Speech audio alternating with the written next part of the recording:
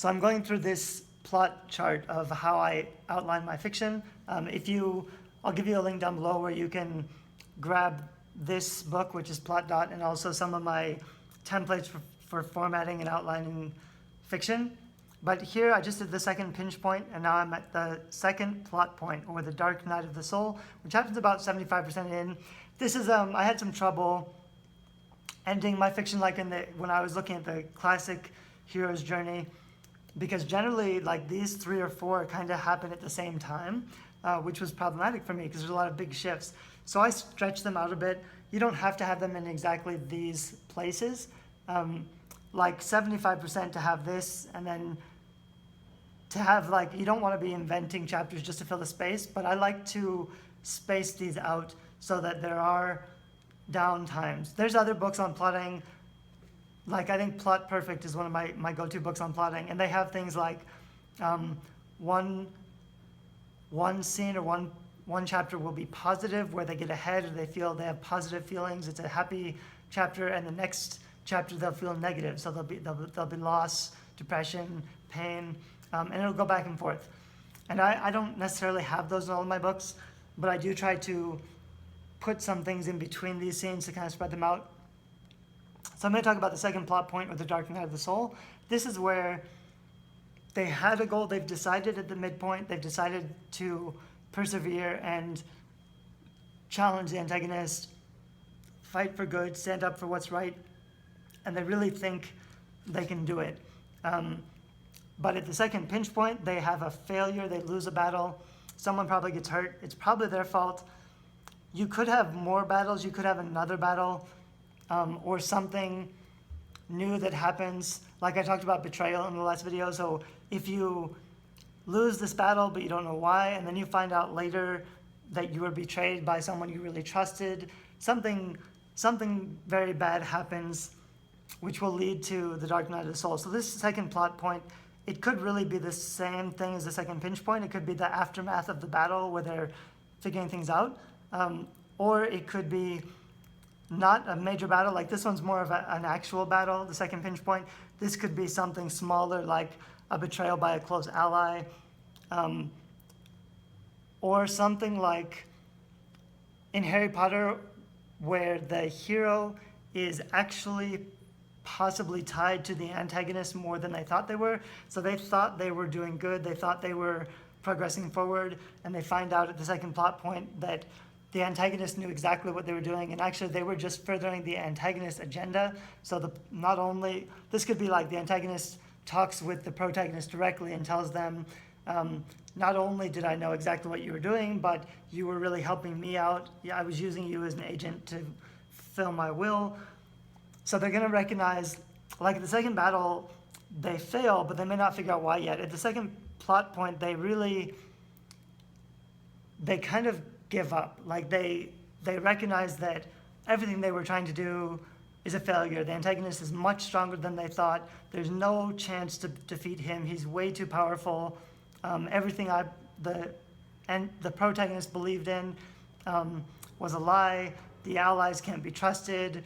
There's no hope, basically. So everything, they had a plan. They were attempting to go through this plan. They thought they had a plan to defeat the antagonist, but it all goes up in smoke. So this is probably related to the second battle, where they lose the weapon that they wanted. They only had one shot, maybe to break into some headquarters and steal the weapon, and they lost the chance, and the weapon goes to the antagonist. So whatever they were trying to do fails, and now there's no hope. That's what happens about 75% of the way in. It's a Dark Night of the Soul. The hero gives up. There's a lot of depression. Everybody's kind of down. There might be a lot of people hurt. So it might be a scene where like they're walking through the camp with their allies, and they're looking at all the people who died or all the people who got hurt because of their decisions. There's a lot of guilt, and they don't know what to do next. But basically, there's no chance for success, and they don't know what to do, so they give up. What happens right after the Dark Night of the Soul? It's not in here, but the next scene, or possibly part of the same scene, is where the ally it's a conflict with the ally, where the ally kind of gives them an inspirational, motivating speech. So they may be really down, they may have given up, but one of their friends tells them, there's still hope, there's still possibility, you don't have to give up. This could be it could be a conflict because maybe the protagonist yells at him and says, "You're so stupid, there's no chance, what do we have to do now? There's no hope." The protagonist may be just really depressed and down. They may get a little bit mean. They may be kind of an asshole, so they go off and sulk by themselves. But then they'll have a realization or an improved awareness. Maybe they'll run into someone who got hurt who still thanks them, because even though everybody got hurt, they say, but without you, we never would have fought. So fighting and losing is better than not fighting at all and just giving up to the antagonist. It's something like that, where even though they've been super depressed and down, and even though they have no hope, and even though they don't know what to do next, there's a girding the loins, is what's called in the classic hero's journey. So girding the loins is just after a huge failure, even though they don't know what to do next, they pick themselves up and decide to move forward. So even though they don't know how yet, they still decide to keep going forward. So this could be depression. It's the aftermath. This could be 3 chapters. So the second pinch point is the second battle. People get hurt, they get depressed.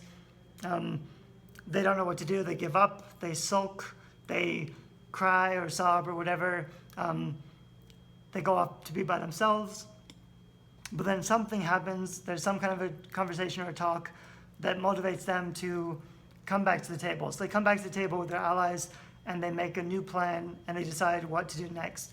They could have, sometimes after they give up, and maybe they just go away and take a walk, and then they have this realization, or something happens where they realize what to do next. Or it could just be they're newly motivated. Even if they don't know what happens next, they decide they still have to keep fighting, even if there's no hope, even if there's no chance, they're going to keep fighting just because. Even if it's a willful sacrifice, even if they say, I know we're going to lose and everyone's going to die and there's only a 1% chance, it's almost certain death, we still have to keep fighting. We still have to keep trying.